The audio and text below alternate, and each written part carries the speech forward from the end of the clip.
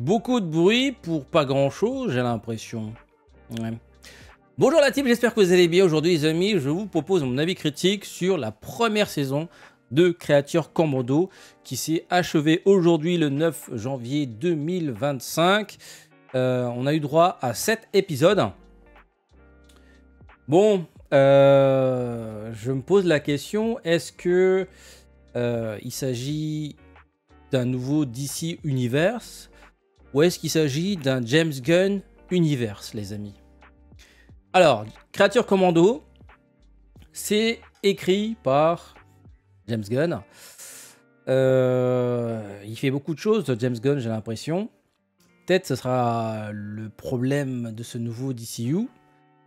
Ce qui était intéressant dans le MCU, qui est toujours intéressant, c'est qu'on avait plusieurs approches, parce qu'on avait plusieurs créateurs, scénaristes, réalisateurs différents.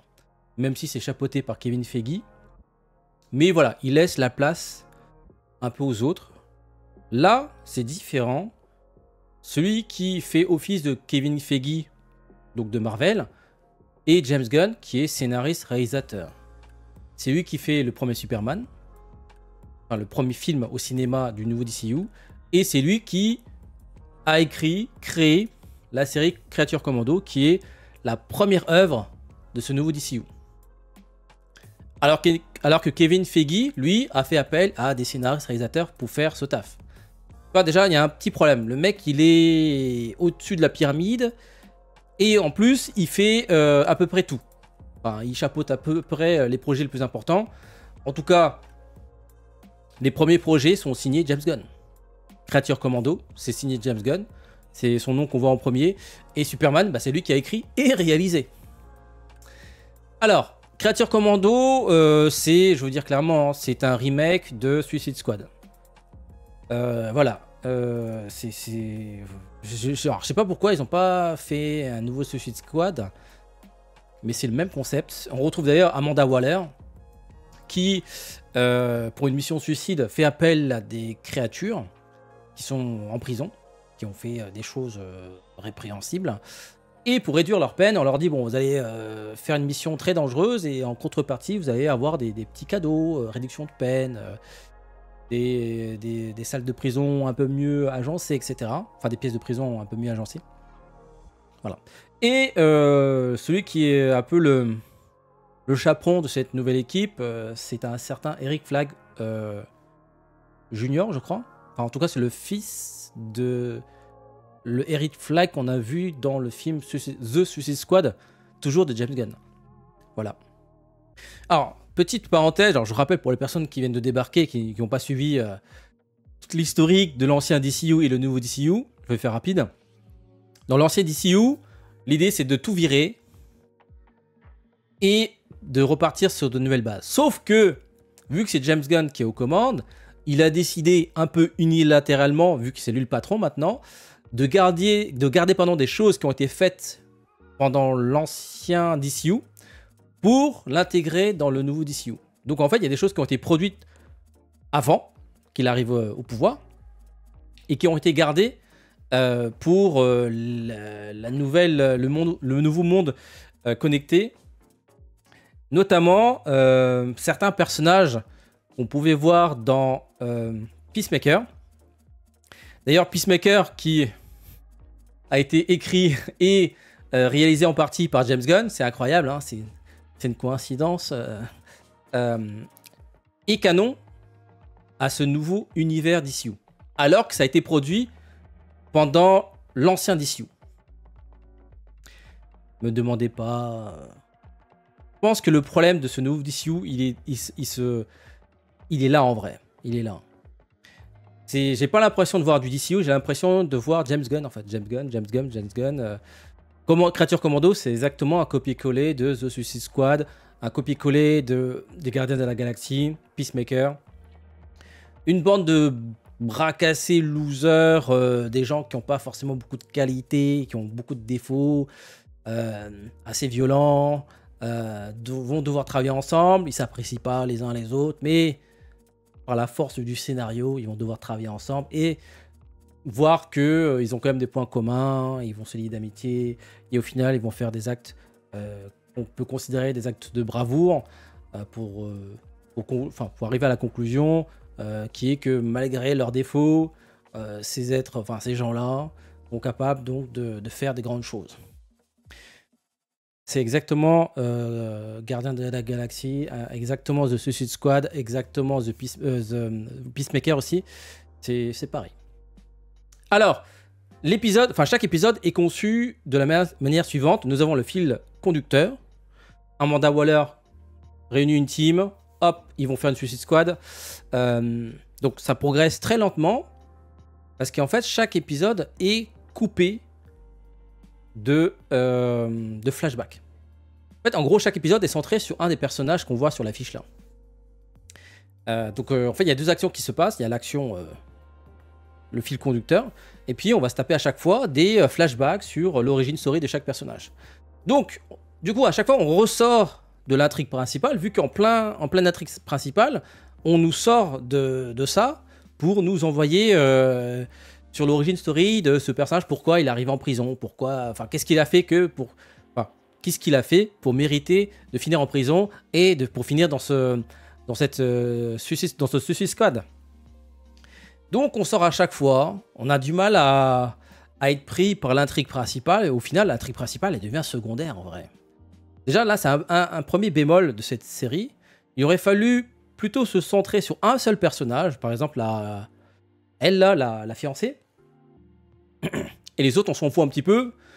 On comprend vite fait que voilà, c'est pas des gens très sains ou qui ont fait des choses. Mais voilà. On reste que sur elle, et les autres, à la limite, on en parlera dans les prochaines saisons. Donc voilà, c'est... Du coup, aucune surprise. Hein. Tu regardes un épisode, tu dis, ok, aujourd'hui, ça va être le flashback de qui. Ça va être... on va voir l'origine story de quel personnage. Et du coup, il n'y a vraiment pas de surprise en vrai. On enchaîne les épisodes, mais il n'y a vraiment rien d'intéressant, vu que tu sais ce qui va se passer. Et de temps en temps, ils essayent de créer un peu de hype, un peu de... Comment dire? En fait, ils essayent de faire un peu comme le MCU, c'est-à-dire nous promettre quelque chose qui va arriver. C'est ce que fait le MCU. Hein. À la fin de chaque film, il y a la fameuse séquence post-générique qui te vend du rêve. Et là, en fait, ils ont essayé de nous vendre un peu du rêve pendant un des flashbacks, avec un premier plan sur le Batman. Oui. Voici la première image du Batman de ce nouveau DCU. Bon, j'ai fait une vidéo là-dessus déjà, je vais pas revenir en détail, mais on voit qu'il est massif. Très massif. Un peu, comment dire, on voit qu'il a plus 20 ans.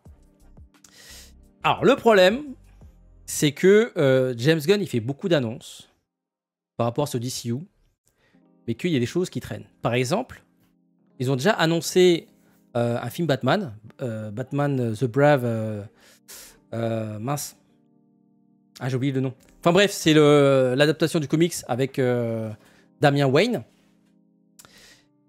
Ils ont déjà annoncé ça. Ils ont annoncé, oui, on va faire un film sur Batman, c'est prévu dans la roadmap. Sauf qu'actuellement, il n'y a toujours pas d'acteur. Ils ont annoncé le réalisateur. Celui qui a réalisé The Flash. Un certain Andrzej Muschietti. Donc on n'a pas d'acteur, on a un réalisateur, mais on n'a pas de scénariste non plus. Voilà. Parce qu'en général, en général, c'est vrai que les gens ne retiennent pas les noms des scénaristes, mais sans scénario, il n'y a pas de film, tu vois. Donc il aurait fallu plutôt s'intéresser annoncer d'abord que l'écriture est en cours et où il est fait, tu vois. Ils ont déjà annoncé le réalisateur, mais bon, on en parlera dans une prochaine vidéo. Donc ils ont déjà annoncé le réalisateur. En fait, comme le mec, on lui a confié la boule puante de The Flash, en fait, c'est pas lui à la base qui devait réaliser ce film. Il a été téléporté sur ce projet, il a dû faire je sais pas combien de coupes, et on lui a promis t'inquiète, tu vas te manger une boule puante, mais derrière, on va te proposer de réaliser le prochain Batman. Sauf qu'actuellement, il n'y a toujours pas le nom de l'acteur qui va jouer Batman. Et ça c'est un gros problème. On en parlera dans une prochaine vidéo. Donc, pour créer un peu de hype, pour créer un peu d'intérêt à cette série, ils nous vendent du rêve en disant ok, c'est ce qu'on fait, ce qu'on vous propose, c'est vrai que ça ressemble fortement à The Suicide Squad, c'est vrai que c'est un peu de la soupe, mais regardez, Un plan de Batman sur 2 secondes, aïe, aïe, aïe, aïe, il arrive, il fait partie de cet univers. Ok, mais vous savez que le prochain Batman en film qu'on va voir au cinéma, sans prendre en compte celui de Matt Reeves, hein, il va pas arriver avant un certain temps. Parce que là, entre le moment où il trouve l'acteur, que le scénario est fini, il va se passer au minimum 3 ans. Là, en 2027, on a The Batman 2 qui sort. Déjà, soyez sûr, il n'y aura aucun Batman de ce DCU qui va sortir d'ici là. Donc, d'ici 2027, on sera... Enfin, ça va faire 2 ans. Donc, à partir du moment où ils vont sortir The Batman 2 en 2027, là, à ce moment-là, ils vont commencer à faire de la com sur le prochain potentiel Batman, donc le Batman du DCU. Si c'est pas Robert Pattinson qui rejoint donc cet univers-là. Et il faudra attendre au minimum 3 ans.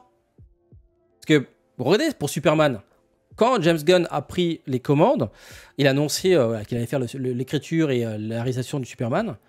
Entre les annonces et la sortie du film, qui est prévue donc, cette année, il a fallu attendre quasiment 3 ans. Donc en 2027, quand ils vont annoncer le prochain Batman, il faudra attendre 2030 pour voir le Batman de ce DCU. En attendant, on n'a pas grand-chose. C'est pour ça que je disais, en fait, cette série sert de teaser. On vous tease des choses qui vont arriver comme le MCU. Vous allez voir, le nouveau DCU, il va être bien, il y a des trucs intéressants. Pour l'instant, on n'a rien, mais ça va arriver. 2030, c'est dans 5 ans, les amis. Hein. Si ce Batman arrive, parce qu'encore une fois, on en parlera dans une autre vidéo, si Superman de James Gunn se plante, il n'y a plus de DCU, les gars. Ça va être simple, ça va être très très simple. Donc, pour revenir à nos moutons, Creature Commando, ça raconte pas grand chose en vrai. C'est juste des origin story de ces différents personnages qu'on connaissait pas, hein, la plupart. Il y a que Weasel qu'on a vu dans The Suicide Squad, mais on comprenait pas pourquoi il était là en fait. Il était là, mais très vite il s'est barré de la mission et puis c'est tout. D'ailleurs, ce qu'il a fait dans The Suicide Squad est canon. Parce que je crois qu'il y a une référence à cette séquence. Mais sinon, voilà, les autres personnages, c'est que des nouveaux au bataillon. Certains sont vraiment pas très intéressants. Par exemple, le Frankenstein, là. En vrai, ils auraient supprimé le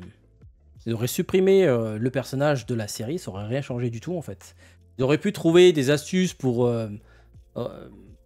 combler le fait qu'il soit pas là. Mais en vrai... je sais pas ce qu'il fait là, en vrai. Vraiment, je trouve déjà qu'il y a trop de personnages. Et en plus, ils ont rajouté un personnage qui n'apporte rien. Il y a 2-3 blagues sur la ceinture. Ok, il est violent. Tout ça pour qu'au final... Bon, je vous spoil. Hein. Bon, à partir de maintenant, je vais spoiler. Voilà. Depuis tout à l'heure, je spoilais un petit peu. Parce qu'en fait, j'en ai déjà parlé en vidéo. Mais là, je vais spoiler un peu plus. Donc si vous n'avez pas vu tous les épisodes, je vous invite à quitter la vidéo maintenant. Avant de partir, le petit pouce bleu, le petit abonnement. Activez bien la notification et revenez lorsque vous aurez vu l'épisode. Le Frankenstein, là, il sert à rien, en fait. Plein de scénettes sur lui. Au final, il se mange 3 bastos et c'est tout. Il se mange 3 bastos, il tombe, voilà. Vraiment, on vire toutes les séquences avec le Frankenstein. On gagne du temps. Mais bon, en fait, vu que la première saison raconte pas vraiment grand-chose... C'est une mission suicide qui va pas se dérouler comme prévu. Et du coup, ils essaient de rallonger la narration. Bon, on sait qu'il va revenir pour la saison 2, mais vraiment, je voyais pas l'intérêt. Je vous jure, hein, tu peux très bien combler son absence par des petits rafistolages d'écriture. Eric Flagg qui survit à l'attaque... de Clayflast, voilà, il arrive à s'en sortir parce qu'il a lancé une grenade et ça l'a sauvé. Je pense que ce personnage aurait dû être introduit rapidement au début, lors de l'origin story sur la fiancée, et puis basta quoi. À la limite, on le revoit vite fait à la fin, ou sinon en scène post-générique à la fin de la saison, mais vraiment il apporte rien quoi. À part, voilà, comme je disais, à part 2-3 scènes un peu sanglantes et quelques blagues sous la ceinture. Vraiment, pas ouf. Alors, il y a un autre point qui me pose problème dans cette série, c'est la différence de puissance entre les personnages. Tu vois, ce mec-là, Dr. Phosphorus, il est capable de faire fondre des murs en béton, de transpercer des tanks, avec la chaleur qui dégage. Mais par contre, il a perdu 1 contre 1 contre Rick Flag, à main nue. En fait, il a essayé de récupérer la télécommande pour désactiver les bombes qu'ils ont sous la nuque, là. Mais il a perdu face à Rick Flag, qui n'avait pas d'équipement spécifique pour combattre Dr. Phosphorus. Dr. Phosphorus, il tient un être humain, il le fait fondre, en fait. C'est ça son pouvoir. Il est un peu fumé. Donc là, en gros, il peut tuer tout le monde, là. Sauf que il a perdu contre Rick Flag. Grâce à la magie du scénario, hein, évidemment. Je trouve ça un peu... En fait, il y a des facilités qui sont un peu gênantes, en fait. L'ancien DCU, ok, il n'était pas parfait, mais au moins, il y avait un travail. Tu vois, il y avait une proposition par rapport au MCU. Il y avait un travail, il y avait une réflexion. Ils ont décidé de détruire l'ancien DCU pour proposer un nouveau DCU. Si c'est pour nous proposer des choses moyennes, je vois pas l'intérêt, en fait. Il y a à côté tout ça pour ça. Autant garder ce qui a été fait avant et à la limite bâtir des choses au lieu de repartir à zéro pour finalement proposer déjà la même expérience que The Suicide Squad. Voilà. Avec une écriture assez faiblard, faut le dire. C'est vraiment moyen, en fait. Comme je le disais, c'est le seul intérêt de cette série, c'est nous teaser des choses qui vont arriver. On voit Superman, on voit Supergirl à un moment, mais voilà. Donc, problème de puissance. Et puis aussi, voilà, Nina, son seul pouvoir, c'est de respirer sous l'eau, tu vois. Weasel, son pouvoir, c'est d'être un animal qui a une mâchoire, enfin, il a une bonne mâchoire, en fait. Mais voilà, il se prend une bastos, il meurt, en fait. Alors, pour essayer de créer de l'intérêt à cette série, un peu de tension dramatique, ils ont fait mourir un personnage. Alors, pour l'instant, elle semble être morte. Après, ils vont nous sortir peut-être en saison 2. Oui, mais en fait, ils l'ont rafistolé grâce à un petit Doliprane magique, et au final, il va revenir. Parce qu'en fait, ils ont déjà fait ce coup-là dès le premier épisode, pour créer de la tension dramatique. Ils nous ont fait croire que Nina et la fiancée allaient mourir. Genre, fin du premier épisode, oh là là, ils se font casser la gueule, etc. Nina est en train de suffoquer, etc. Tu dis, ah non, premier épisode, il y en a deux qui vont mourir. Mais non, t'inquiète pas, deuxième épisode, grâce à la magie du scénario, ils sont encore en vie. Donc voilà, je trouve ça un peu dommage de devoir sacrifier un personnage pour essayer de créer une tension dramatique, mais au final, vu qu'on s'en fout un peu du personnage, même si on est son origin story, mais à la limite, à la limite, la série serait centrée sur elle depuis le début. Là, on aurait peut-être versé une petite larme, tu vois. Mais là, en vrai, on s'en fout. Voilà. On vient d'avoir son origin story. Alors, c'est un peu dommage. On vient d'avoir son origin story et dans le même épisode, elle meurt. Vraiment, le personnage qui sert à rien, quoi. C'est. Tu sais quoi, j'étais plus peiné pour la petite grand-mère qui se fait casser la gueule par Eric Frankenstein que par la mort de Nina. Ouais. Donc, beaucoup de facilité scénaristique. Là aussi, j'ai pas compris. Ils ont réussi, comment dire, à arrêter l'attaque. Ils n'ont pas pensé à désarmer ce commando, qui sont venus armés pour tuer la princesse. Je veux dire, même si derrière, maintenant, ils ont eu les informations comme quoi la princesse, elle est gentille, etc. Enfin, elle est gentille, etc. Tu laisses pas des gens armés qui étaient venus à la base pour tuer la princesse, tu vois. Donc, ils ont laissé les armes à la fiancée. Là, comme par magie, grâce à la magie du scénario, elle finit par découvrir la vérité, qu'au final, la princesse de ce pays était vraiment quelqu'un de mauvais. Et il arrive à la tuer. Il y a un petit côté vraiment très agaçant de tout ça pour ça. C'est vraiment très agaçant en vrai. Et voilà. Elle arrive à comprendre, à dénouer tous les nœuds à la fin en l'espace d'un petit échange de dialogue entre, entre elle et la princesse. Bon, et on termine par un teaser de la prochaine saison. Elle a de nouveaux collègues, dont le fameux Shark qu'on avait déjà vu dans le précédent The Suicide Squad. Vraiment, hein, quand tu vois ces créatures commando, c'est vraiment le rebrand de The Suicide Squad. C'est vraiment la même chose, quoi. Donc, supprimer l'ancien DCU pour nous proposer exactement la même chose. La seule chose qui a changé, c'est que James Gunn, il est partout maintenant. Avant, on avait des réalisateurs différents, des scénaristes différents. Je rappelle que le premier Superman, c'est pas fait par n'importe qui. Hein. Déjà, c'est même pas Zack Snyder qui a écrit. On en parlera dans une prochaine vidéo. Je vous tease plein de vidéos aussi. Moi aussi, je fais du James Gunn. Hein. Je vous tease plein de trucs. C'est pas Zack Snyder qui a écrit le premier scénario. Hein. C'est David S. Goyer qui avait travaillé sur les Batman de Nolan. Donc, c'est pas n'importe qui. Et à la production, il y avait Nolan. C'est un projet de plusieurs artistes. Et ça donnait Man of Steel et voilà, tout le monde a... D'ailleurs, ce qui est assez marrant maintenant, de plus en plus de gens sur Twitter commencent à ouvrir les yeux. Ils disent, mais pourquoi les gens ont craché sur le travail de Zack Snyder? Ils commencent à poster des images, des extraits. Pourquoi les gens ont craché sur Batman vs Superman? Pourquoi des gens ont craché sur Justice League? Parce qu'en fait, quand ils ont vu les premières images de Superman de James Gunn, ils ont dit, ah.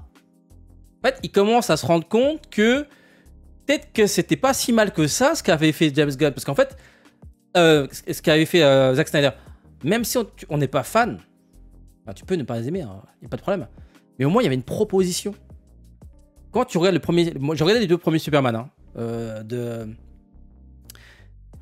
Donner, et j'en vois plus le nom du deuxième. Enfin bref, c'est aussi de Donner, parce qu'il y a une version Director's Cut. Enfin bref, j'ai commencé à regarder les premiers Superman. C'était une proposition à l'époque. Et ce qu'a proposé Zack Snyder et son équipe, c'était une autre proposition. Là, ce que propose James Gunn, c'est de faire du James Gunn, de faire ce qu'il a déjà fait au MCU, faire du MCU, parce que c'est ça le projet en fait. Hein. Nous teaser plein de choses qui vont arriver, comme le MCU, sauf que le MCU, enfin plutôt le DCU, enfin le nouveau DCU de James Gunn, a 10-15 ans de retard. Le MCU, le Marvel Cinematic Universe, essaie de faire autre chose, parce qu'ils se sont rendus compte qu'en fait la formule ne fonctionne plus. Teaser, plein de trucs qui vont arriver au final, et même des choses qui finissent par pas arriver.